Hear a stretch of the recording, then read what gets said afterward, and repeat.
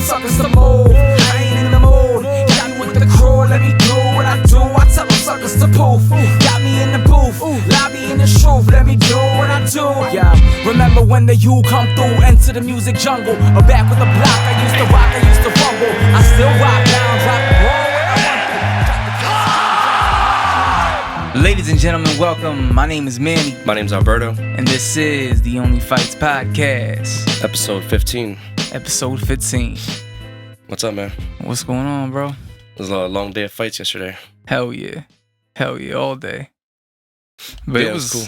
It was. I thought about it last night. I was like, yo, this was low key like the best weekend, Yeah. like all year.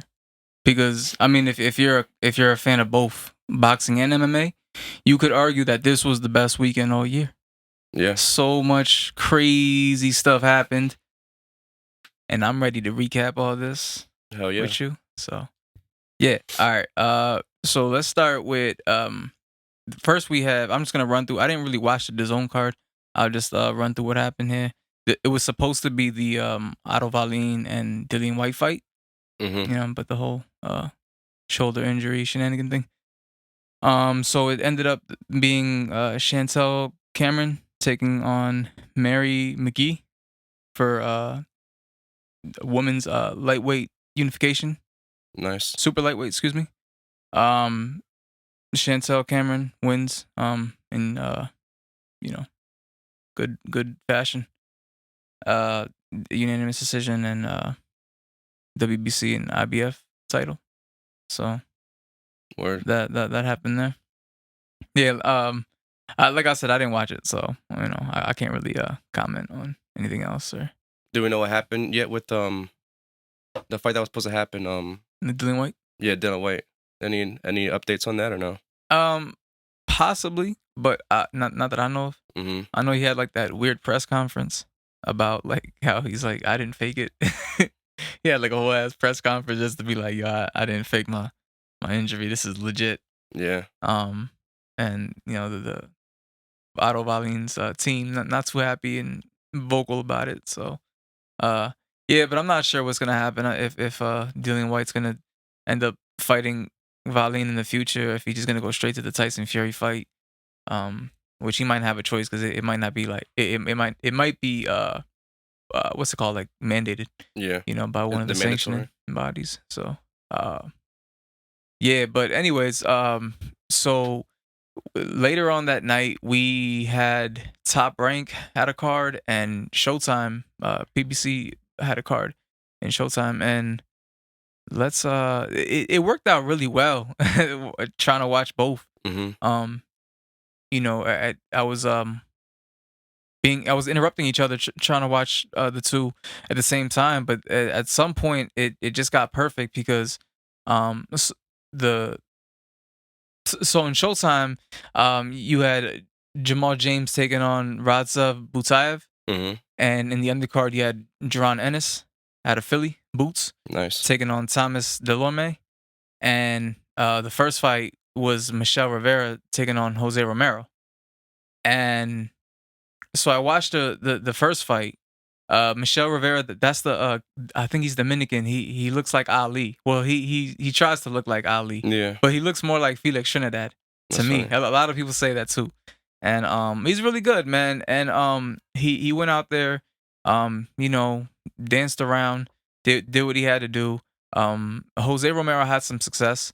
It looked like he dropped him in one of the rounds, but like round 8, but the referee called it a slip. And you know, Michelle Rivera wins pretty much all 10 rounds and gets a unanimous decision. I think it was a shutout, and he looked good, but he was really frustrated.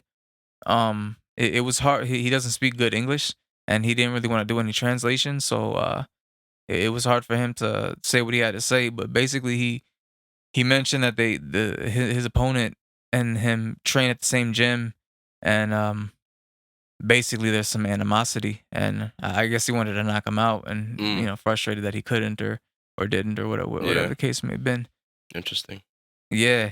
So then I tune over to Top Rank and to watch their co-main, which was Well, the headline was Jose Zepeda taking on Josue Vargas. Yep.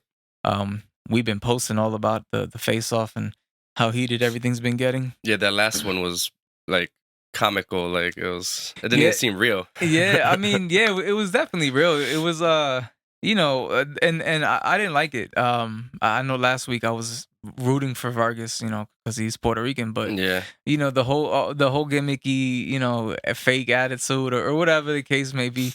Like, I didn't like that. You know what I mean? Like, he was basically biting Shakur Stevenson. Remember, Shakur Yeah. Stevenson was taking his title, Jamal Harrison, and then he tried to do that, and then the whole thing with the flag, yeah, like that, Yeah. and it was messed up. Like the Vargas's trainer, I mean, the Zepeda's trainer was like pushing Vargas, Yeah. and try to fight him, and oh man, it was nuts. But anyways, yeah, that made me like less of a fan.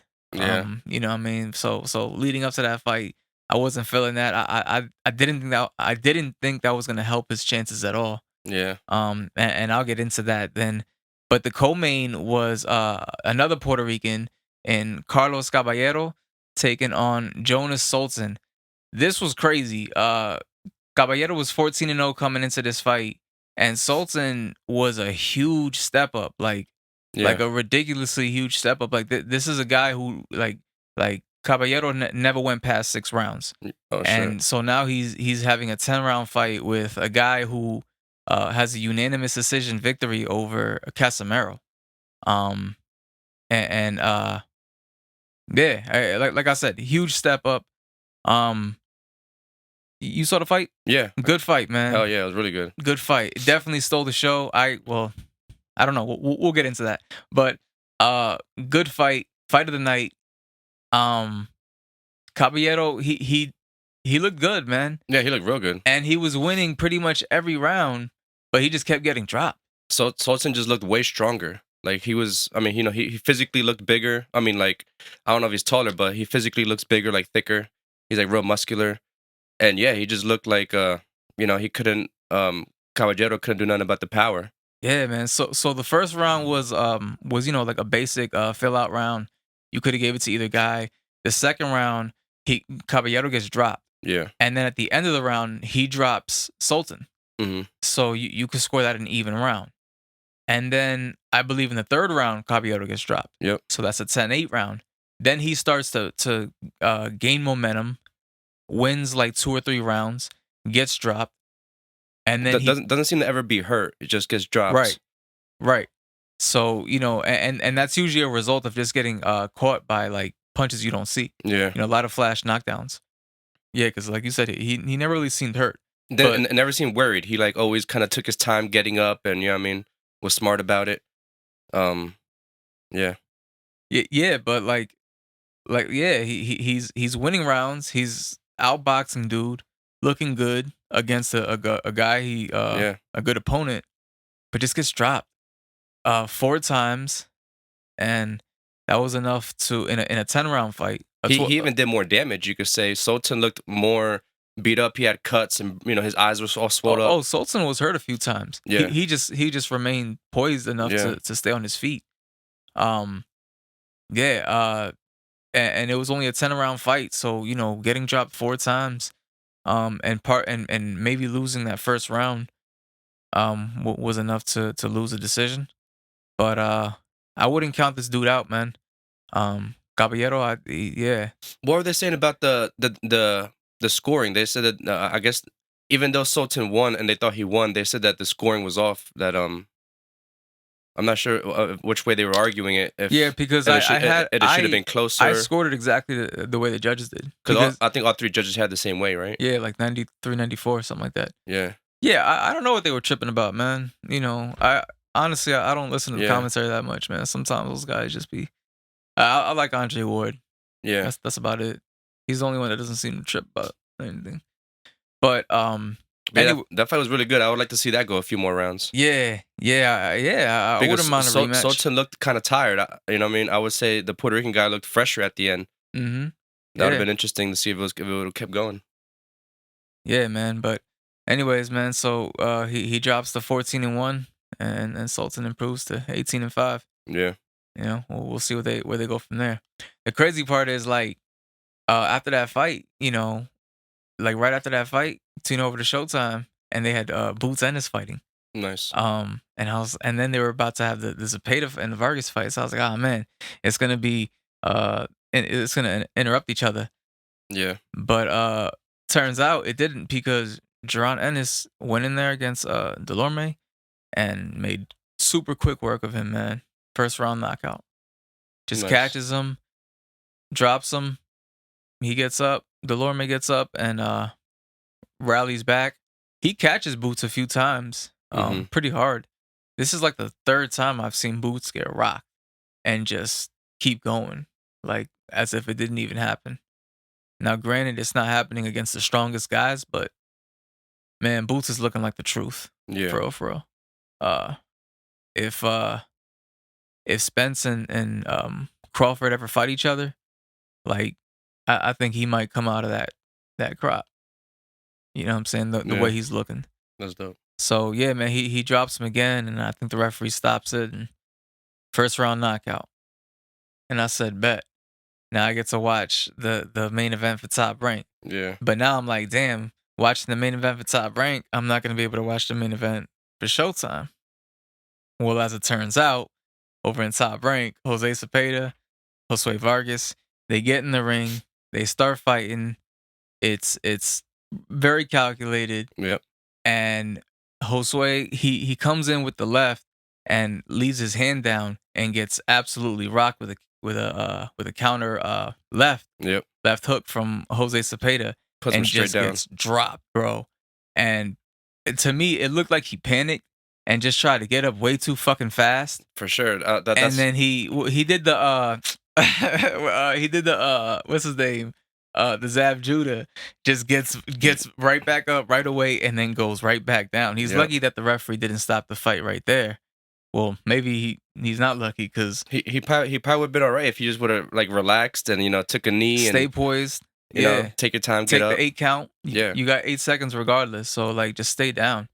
That's what Caballero was doing. That's what I was talking about. Yeah. So he gets up way too fast and then goes right back down. He's like damn near falling off the ring. Yeah, almost falls He gets up and he's backing up. You know, Zepeda's going in for the kill. He has him up against the corner. And if you guys ever watched back in the day, Tommy Morrison and Ray Mercer, the way Ray Mercer knocked out Tommy Morrison, he had him up against the corner, and he's just landing shots. And I think it was the right hand that caught him, and he's out on his feet and still taking punches. Just taking vicious. That's pretty much what happened, man. Like, Zepeda is just taking it to him, and eventually, the referee stops the fight right away. Yeah.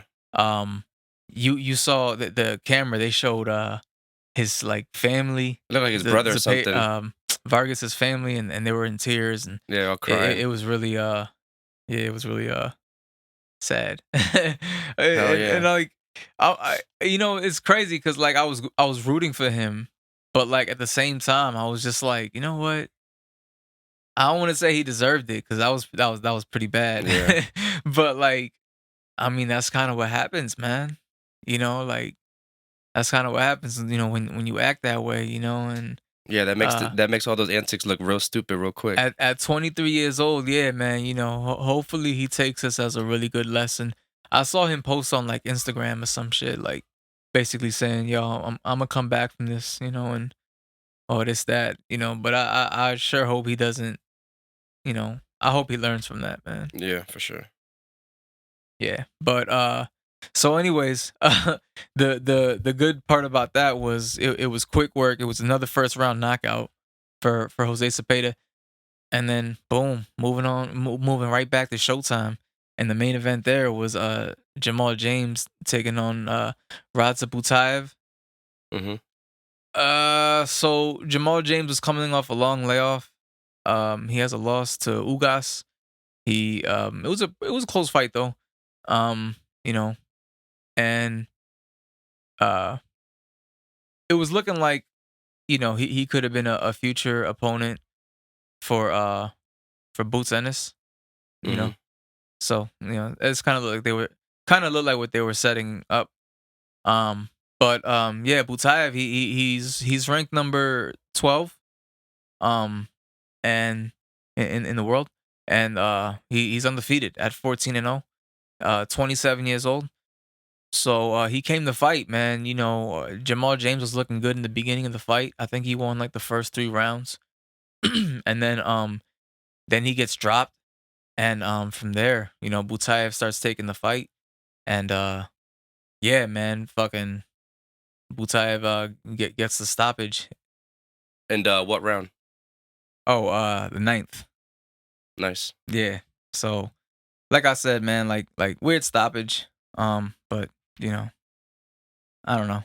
It wasn't much complaining on Jamal James' side. So yeah, man. Butaev came to spoil the party and improves to 14-0. My bad. So he came in at 13-0. And yeah, man, remains undefeated. Nice. And yeah, it was a pretty good card from Showtime and Top Rank. Yeah, that's dope. It worked out. Yeah, the way it did, like, damn near perfect. So, but I know early on in that day we had a very good card, right, in the UFC 267. Oh yeah, yeah. So I think the prelims started like at like 10 o'clock or something. I didn't really watch. I didn't really watch too many of the prelims. Oh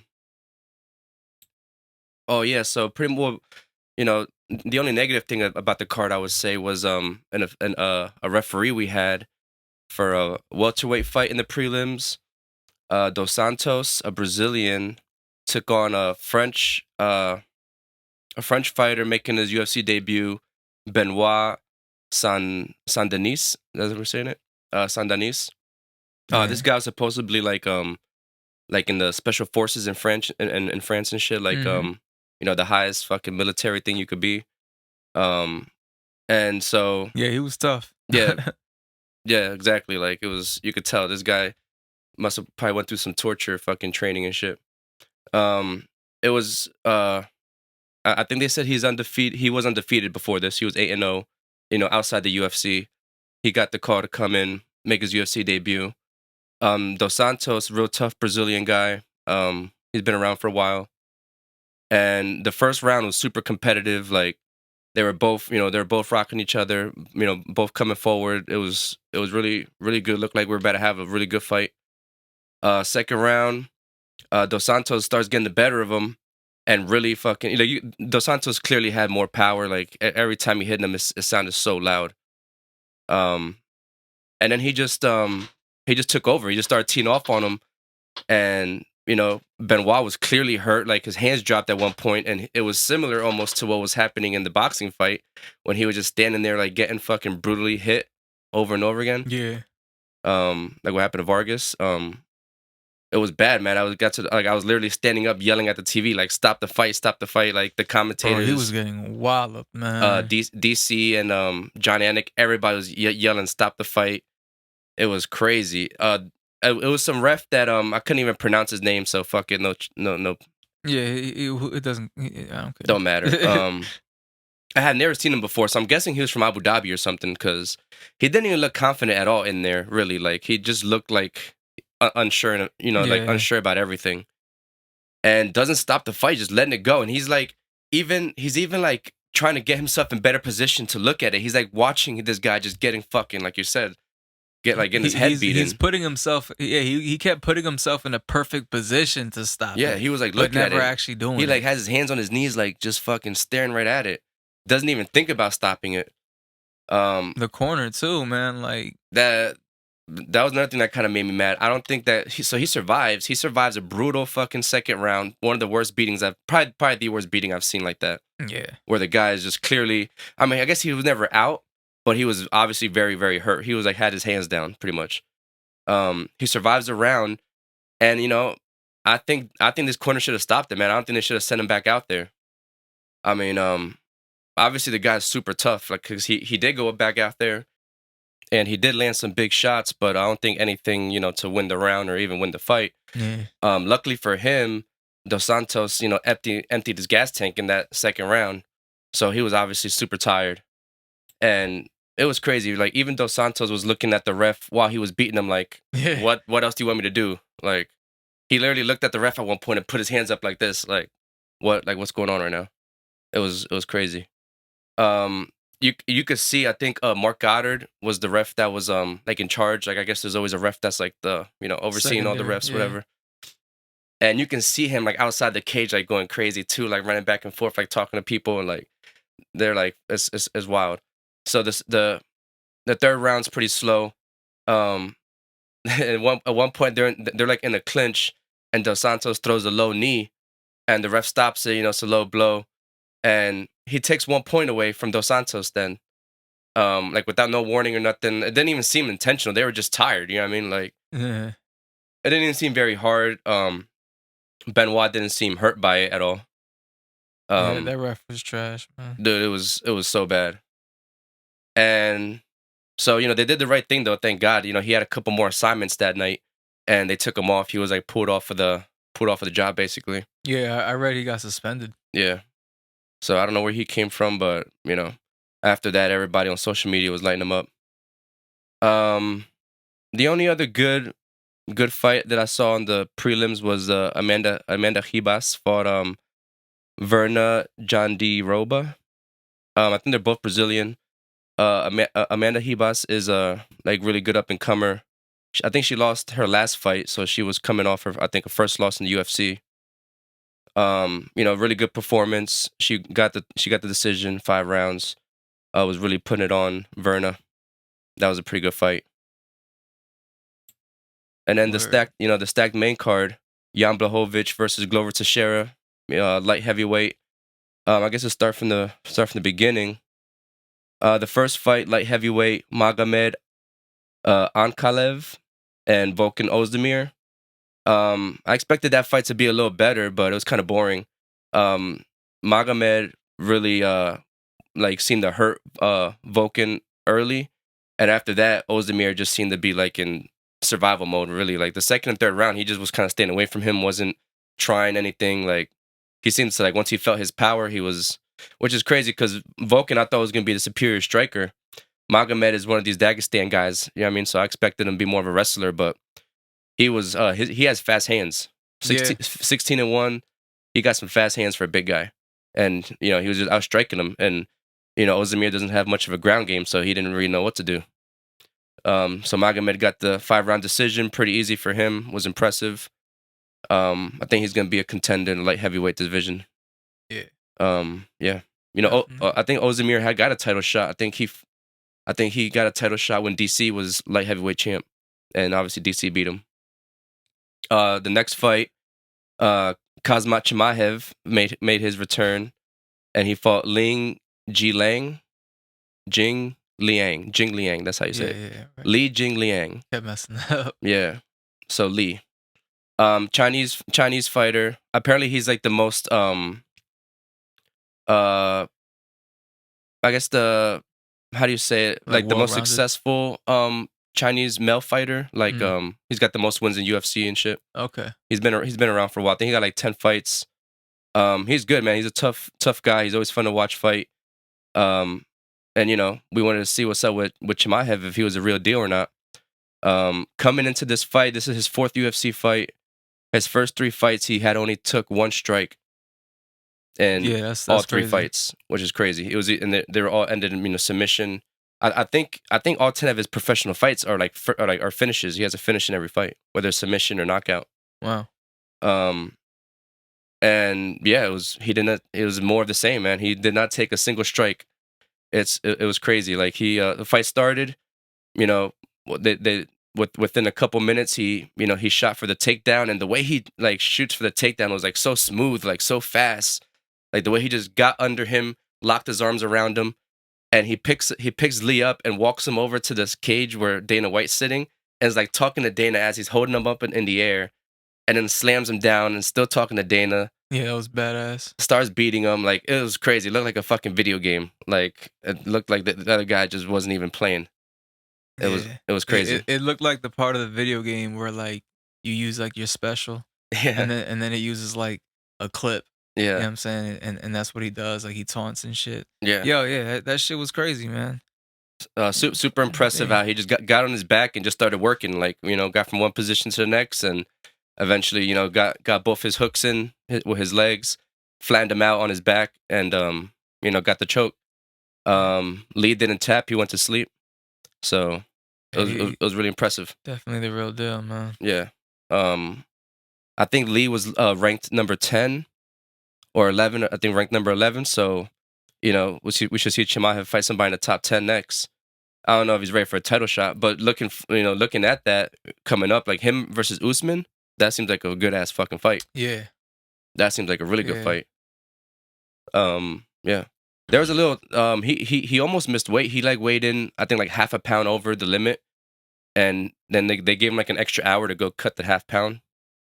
And then he came back and made the weight. Wasn't the wasn't like that not his fault though, or something?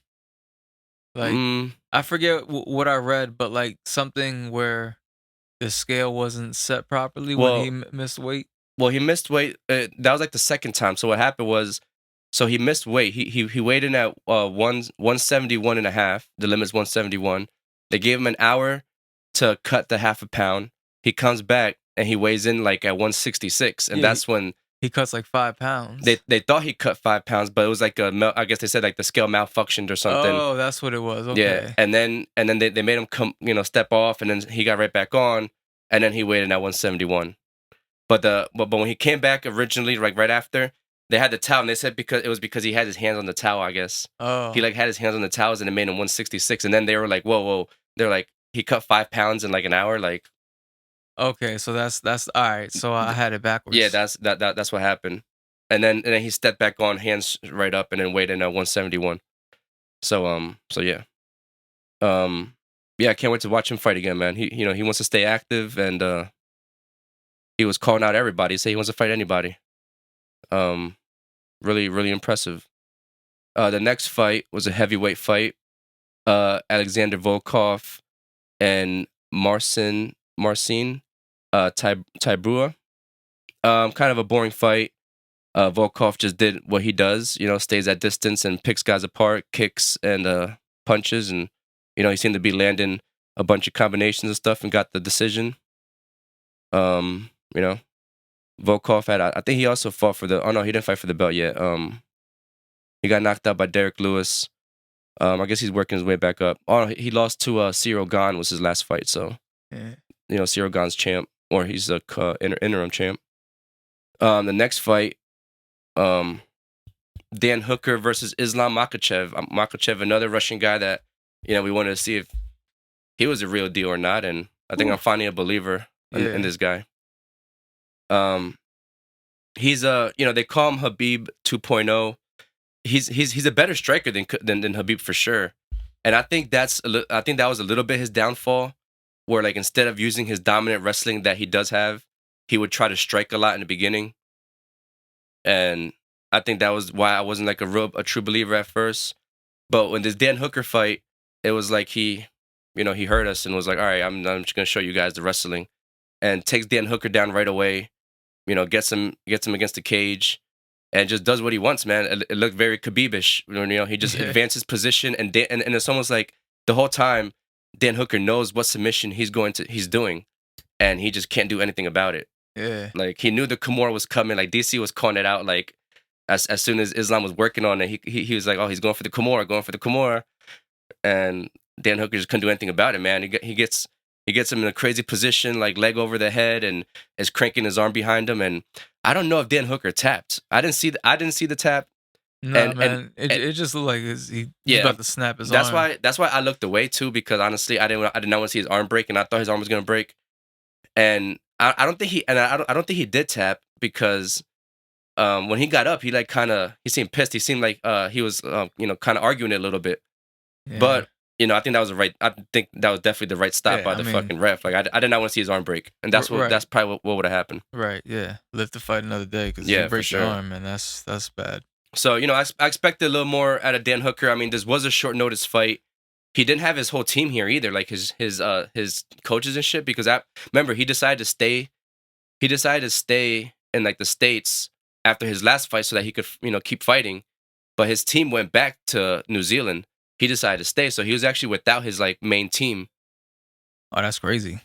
Yeah, so there was that. He had kind of that, but he did the way he got dominated. I think that would have happened either way. Yeah. So yeah, man, I'm sold on Makachev. I think he's ready for a top 5.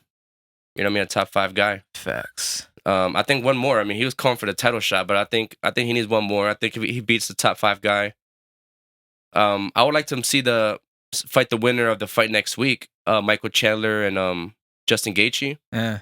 That would be a good fight. I think he wins. He beats the winner of that fight. I think he deserves a title shot, and I think he can do that. What he did to Dan Hooker to almost anybody, except maybe the champ, Charles Oliveira, just because he's a jiu-jitsu guy. I'm always interested to see what happens when, you know what I mean, like the jiu-jitsu guys get, face those Russian guys. That's always very interesting to see what happens. So yeah, Islam seemed like the real deal, man. He had Khabib in his corner, obviously. He was also Khabib's father was also Islam's head coach. So him and Khabib basically grew up together. He got a big future ahead of him. I think he's probably gonna be champ for a while. Nice. The co-main was probably fight of the night. As we expected. I thought this was gonna be both. My bad, but like that, I just want to point that out. That's kind of funny. Like on both, like the ESPN cards, the co-main probably stole the show. Yeah, for sure. Yeah, but yeah, go ahead. Peter Yan versus Corey Sandhagen for the interim bantamweight belt. Corey was stepping in kind of a short notice, stepping in for Aljamain. It was kind of a lot of people thought that Aljamain was gonna pull out though because he had just had like major neck surgery or whatever. It was a really good fight, man. It was definitely a war. It kind of was similar to the Corey Sandhagen and Dillashaw fight, right? Where like Corey came out super sharp as always. Like his style was so like unorthodox, and he's moving around, switching stances, throwing punches from awkward angles. And then Peter Yan's the exact opposite. He's like, he has more of a traditional boxing stance, and is just closed and doesn't. That definitely moves forward and was putting a lot of pressure on Corey the whole time. But Corey was definitely outstriking him in the beginning. I would say Corey won the first 2 rounds pretty easy. But that's kind of how Yan plays. He's kind of a slower starter. I was questioning Corey's cardio, like if he was gonna be able to keep up that pace the whole time. Both guys were doing really good though. Like Peter Yan's body work and Corey, they were both landing a lot of punches to the body. Peter Yan was landing nasty leg kicks the whole time to the body. Like he had Corey right on his side, like immediately. 3rd round, Peter Yan seems to be turning it up a little bit, starts to figure out his timing a little bit better. Mm-hmm. I think Corey also was just getting closer to him. That was the thing. Like it seemed like Yan was very patient. It was just like waiting for him to get closer to him. Obviously, he didn't have as long reach as Corey. Corey definitely had the reach advantage. He's very long. And then he definitely started taking over after that 3rd round. He started landing the harder punches, the bigger punches for sure. 4th, so I would say he won the 3rd and the 4th.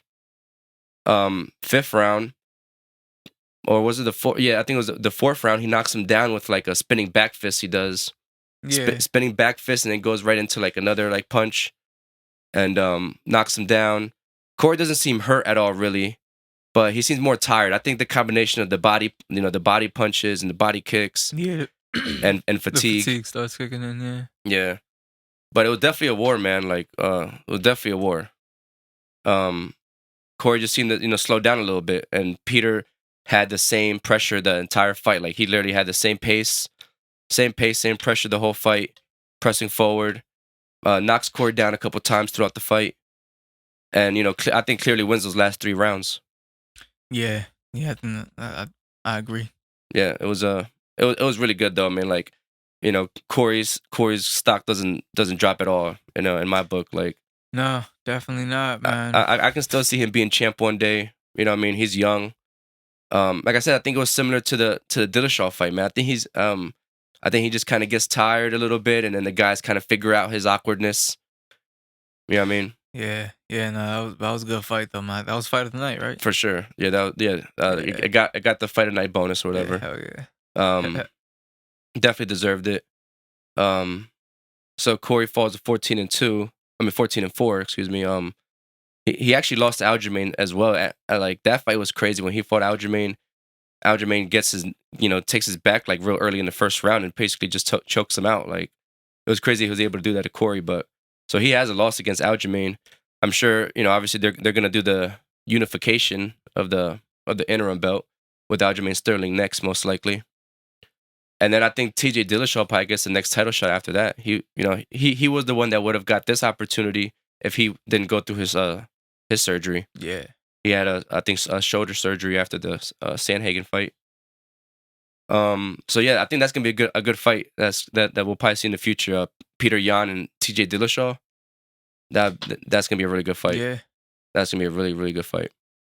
But yeah, I'm excited to see Corey Sandhagen come back though, man. And then the main event, light heavyweight title, Jan Blachowicz defending against Glover Teixeira. Man, this was so crazy. Dude, I can't believe that shit happened, man. It was so crazy.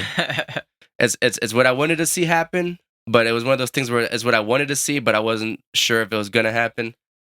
Anything could happen. Obviously, it's just fighting. Anything could happen, but well, you were pretty sure about that. Yeah.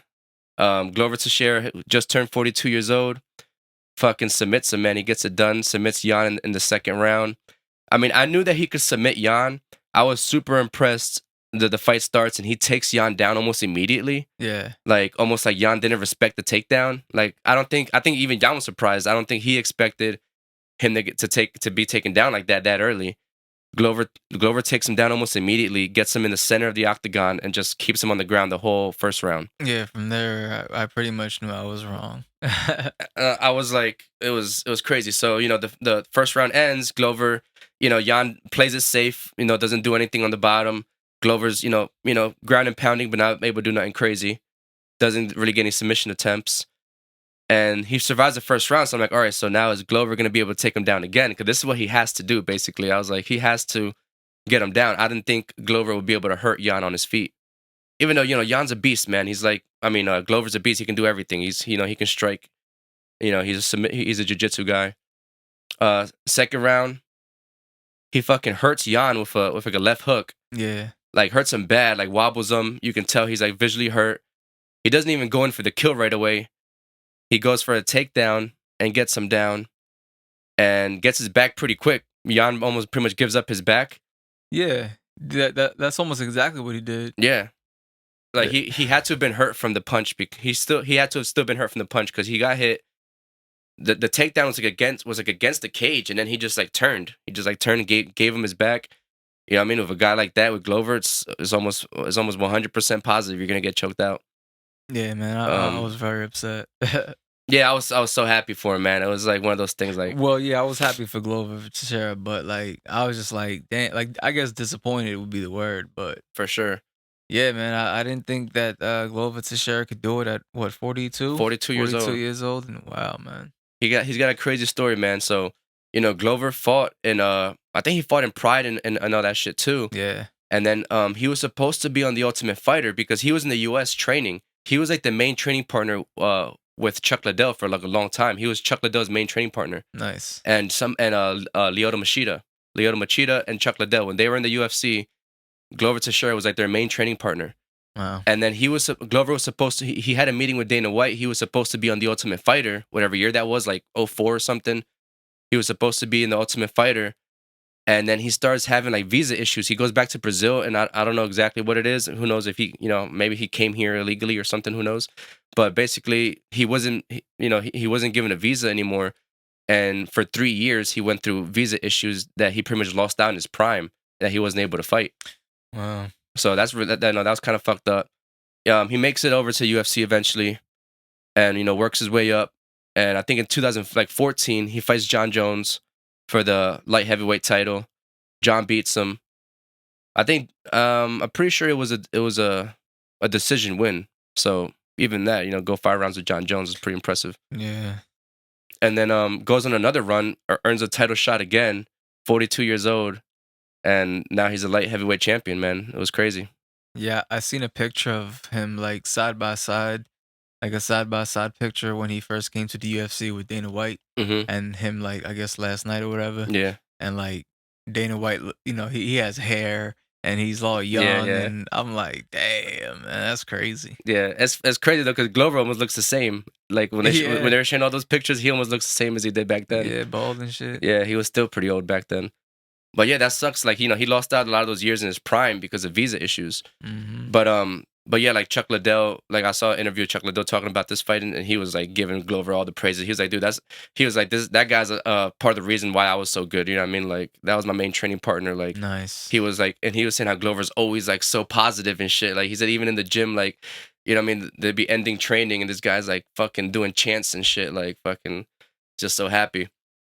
Yeah, that's awesome. Yeah, I was so happy for him. Just complete domination. I was surprised, man. Jan really didn't have anything for him. Glover had great head movement. You know what I mean? He was avoiding the big punches, avoiding the Polish power. I think Jan said in the post-fight interview, he goes, yeah, I left the Polish power in the hotel room tonight. And, took the loss like a champ. And, yeah. you know what I mean? I'm sure we'll see Jan again. I think, Jan's not young either. Jan's like 38, I think they said. 38, he also, has a dope story. He came into UFC, lost a bunch of fights, almost got cut by the UFC, and then went on another winning streak and became champ. Nice. Yeah, so, it's dope. And now Glover did the same thing. Fuck, I forget the name of the guy that was in the crowd, that he's like the next contender coming up that everybody's talking about. Yuri something. He has some crazy name. I think he's from the Czech Republic. Yuri, yeah. That's the guy that they're saying that Glover's gonna fight next, and that's kind of scary. That seems kind of scary to me. That guy's last fight, he fought Dominic Reyes, and Dominic Reyes, he was a contender. He got knocked out by Blachowicz. He fought John Jones, right? Yep, he went 5 rounds with John. He went 5 rounds with John Jones. I thought that was a close fight. That was a really close fight. Like, could have gave it to him. Yeah, that was one of those fights that when it ended, I wasn't sure who won. But what he did to Dominic Reyes, he like knocked him out with a spinning elbow that was vicious. Like, it was almost like a spinning elbow, but the elbow was like coming up. So like, oh, okay. He like spun it up, and like the way he got knocked out, it looked like he got hit with an uppercut. Like his head went straight up and back. It was like a Peds dispenser. Yeah, it was crazy. It was wild.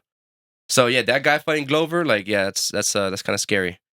I don't know if that guy's ground games though. Like at this point, I think Glover could take down anybody, because Jan looks bigger, man. Like, I didn't think he was gonna be able to pick him up. Like, he like did the whole hands around his, hands around him and picked him up in the air and dropped him down. Ragdoll. Yeah. Yeah, like it was like it was crazy. That was super impressive in the first round. That was wild. So yeah, man, congrats to Glover. That was awesome. That was fucking awesome. The card definitely lived up. Definitely lived up to the hype. Yeah, man, and especially for being free, man. That was amazing. Yep. So free card on ESPN Plus. Everything was free. See, that's another reason why I think this might have been like one of the best weekends. Yeah, I didn't spend any money on. You didn't spend any money. You got to watch a ton of great fights almost all day, and the timing was almost perfect. Yeah. Like, and not almost all day, bro. Like, literally all day. That shit started at 10:30. Yep. And you if you watch that and then watch Showtime and then Top Rank, yeah, man, you would have watched up until like 1 in the morning. Yeah, almost over 12 hours of fights and shit. Yeah, man. Like, so great stuff, man. Yeah, man, it was awesome. But next week, could definitely contend with this past weekend. Oh yeah. Yeah, so definitely. Next week we got UFC 268, Madison Square Garden. I'm gonna be there live. I can't wait, man. It's like, I still can't even believe it that I'm gonna be there. That's awesome, man. Oh yeah, I wanted to mention, Bruce Buffer. He wasn't at the last. He wasn't there last night. Yeah. 267. Replaced by Joe Martinez, one of my favorites. Yep. Yeah, I also enjoy him. This was the first one since UFC 12. So it was like over 24 years that Bruce Buffer missed like a UFC main event. That's just crazy. So 267 minus 12 would be like 255. So he did 255 in a row. Wow, that's incredible. And that's just the main ones. I'm sure if you throw in some of the fight nights, he did. I mean, it's even more. But this is like the main UFC cards. That's crazy. So I think he got COVID or something. I think he was sick, but he said he's all right. He just didn't make the flight out. The fly out to Abu Dhabi. But he'll be back. He'll be back next week at Madison Square Garden. So that's gonna be awesome. Hey. Yeah, Kamaru Usman, Colby Covington, Rose Namajunas, and Zhang Wei Li. Justin Gaethje versus Michael Chandler. Cheeto Vera and Frankie Edgar. Those are really the big fights. I can't wait. Obviously the Canelo card as well. Yeah, I got that then. Did we I mean, what should we do? Predictions for this one? What you got?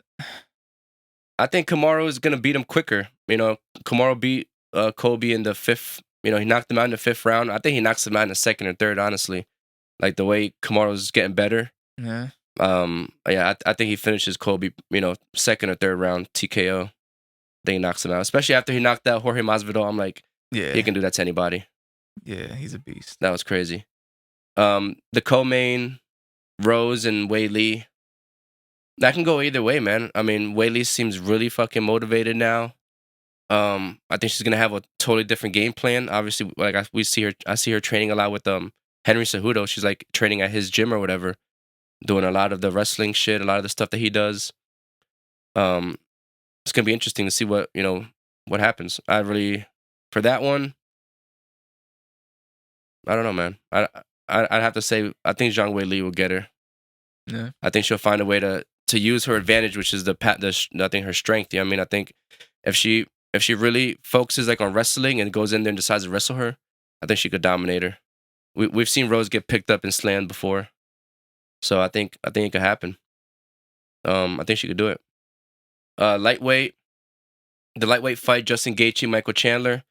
I think I gotta go with Gaethje, man. I think Gaethje knocks him out. We saw Chandler get knocked out by Oliveira, so we know he can get knocked out. And Gaethje hits hard as fuck, so I think Gaethje gets him. Gaethje also has gotten knocked out before. I think Poirier knocked him out. But yeah, I gotta go with Gaethje, man. I think Gaethje gets him. I think Gaethje, if he fights Islam, then that would be interesting. That's not a good fight for him because obviously he fought Khabib, and we saw what Khabib did to him. Mm-hmm. Khabib pretty much the same thing, took him down and just did whatever submission he wanted to. It was like, I'm just gonna pick one. Yeah, that was bad. Yeah. Those are pretty much the main fights for that card. I can't wait, man. It's gonna be crazy. Yeah, I bet, man. That's awesome. I'm gonna be right there. Yeah, man. Well, next week, on Friday, Michaela Mayer takes on Maeva Hamaduchi. Yeah, for WBO junior featherweight title. And the IBF, so it's the unification bout. That's gonna be the Friday before the Canelo fight. And then on Saturday, you have Canelo Alvarez taking on Caleb Plant for undisputed. For the first undisputed. Canelo's first undisputed as well, right? Well, he if he wins. Yeah. Like this is for the first undisputed at 168 in the 4-belt era. They finally got an undercard that doesn't look too impressive, starting off with Elvis Rodriguez taking on Juan Pablo Romero. Then Ray Vargas takes on Leonardo Baez. And in the co-main, you have Anthony Durrell taking on Marcus Hernandez in a 10-round bout. So I'm not too sold on the card. I might have to catch this in the theaters. I don't think this is worth, the full $70. But yeah, nonetheless, what round do I think Caleb Plant's going to sleep? Yeah, pretty much. I don't know, man. Nah, I like Caleb Plant, man. But geez, man, it's just so hard to like go against Canelo and even think that this could go to decision. Yeah, it might be able to. Canelo said that this is like the most angry and personal he's ever taken a fight. So I don't know if he's just saying that, or I mean that could be a good thing or a bad thing. So it could play a factor. Anger never Never. I mean, you saw it happen last night with Vargas. Yeah. But Canelo's much smarter than that. So, uh, let's see. He's a slow starter. Caleb Plant, very well boxer, good technician. I could see him giving Canelo problems for like 5-6 rounds. So I would say like 7, 8. I would say 8. That's pretty long. Yeah, I'm gonna say 8 rounds, maybe even longer. Yeah. Maybe even like 9, 10. Cause like I said, Canelo's a slow starter. He usually lets his opponents do what they do, so he could Yeah. calculate and all that stuff. With somebody like Caleb Plant, though, I think he can. He has good footwork, good speed, and might be able to give Canelo some problems. And not like hurt him, but just outbox him and essentially win rounds Yeah. if the judges play it fair. You know what I mean? Yeah, we'll see. Yeah. I don't know. I think obviously we think Canelo's gonna win. I think he does. I think he gets it done earlier. I think I guess it depends if he comes out and shows him some respect or not. But if he's really angry, he might just come out and just start swinging. Yeah. That would be fun. That would be really fun to watch. I Yeah. don't think I've ever seen. I think we haven't seen Canelo in a fight like that since Triple G. I was gonna say that might be the only time I could think of it. Yeah. So, but yeah, we're not gonna talk about anything else, man, because those are two big cards. Oh yeah. So we'll just talk about the future after that. There wasn't really any news, right? Actually, there was some news in boxing. I don't really want to get too too specific into like the details, but so Rolly Romero, apparently he's in trouble. Some sexual harassment bullshit. I don't know. So he's gonna get dropped, and Oh shit. we might get Javante Davis versus Regis Prograis, which is a far better fight. Far better fight. Oh, so the guy that Jonte Davis is gonna fight, that's who that is? Right, yeah. So that fight's not happening anymore? well, he's not gonna fight Javante Davis, right? Oh shit. So, but like they're saying that he might get replaced by Regis Prograis, and he fights at 140. So I don't know if that means Tank's gonna fight at 140, or if they're gonna do some sort of catch weight or what. I don't know. But Tank versus Regis Prograis is definitely a pay-per-view. That's gonna take my money. You know what I'm saying? Like the Romero fight, I wasn't gonna pay for that. I would have had to hit the theaters for that too. But it's just a rumor, so it's not 100% true. But man, if that's the case, far better fight and amazing way to cap off the year. Which we're gonna have to do like a recap all the fights. yeah, and say like I guess our favorite fights maybe of the pick year. maybe pick like 10, maybe less fights, top fights of the year. Pick our top fights, top knockouts, top. I don't know. Dominant performances. I don't know. Yeah, we'll do something. We'll figure something out. Have like a special end of the year episode. Amen. Yeah, hell yeah. Wasn't there another fighter that tested positive or something and fight got canceled? Oh yeah, I thought it was COVID, but it turns out I guess he popped dirty for like a banned substance. Yeah, I think that's what it was. What the hell's his name? Jose Uzcategui. Yeah. Yeah, man, that's terrible for David Benavidez, man. He deserves. I forget who he was gonna replace him. He's still fighting in a few weeks, Yeah. but I remember being pleasantly surprised by the opponent. It wasn't just some guy. Yeah. I forget the name, but yeah, we'll cover that next week. I believe that'll be the next fight. More. After so we'll get to that then. There was also a Bellator we should probably talk about. Bellator on Wednesday. Clarissa Shields fought. PFL. Oh, that's right. Yeah, I forgot about that. Bellator. That was PFL. PFL on Wednesday. Damn, that's right, man. Clarissa Shields lost to Abigail Montez. Lost the decision 3 rounds. Very close split decision. Yeah, I mean, Montez just did the smart thing and try to wrestle her. I think Clarissa Shields showed real good takedown defense. I think she got her down maybe 2-3 times and was able to stay on top, but never had Clarissa in any trouble. I wouldn't say she landed any big blows. Yeah.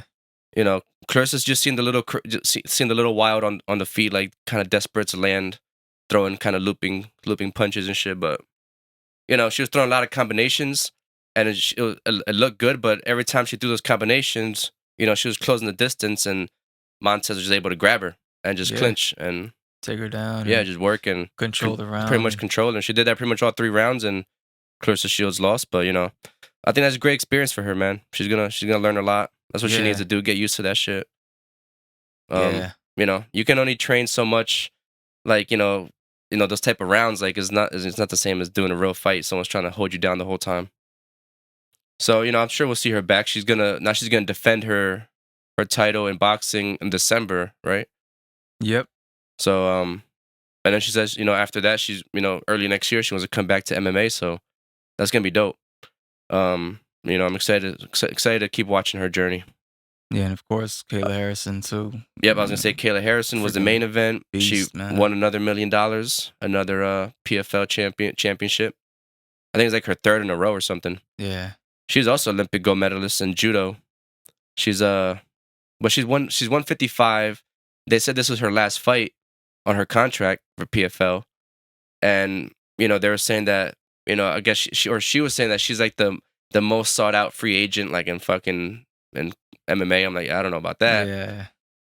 Top 10 maybe. Supposedly Dana White's not even interested because, like I said, we before they don't even have 155 women's division. So she doesn't seem like she wants to cut weight. She doesn't seem like she really can cut that much weight. She's a big girl. Yeah, she's huge.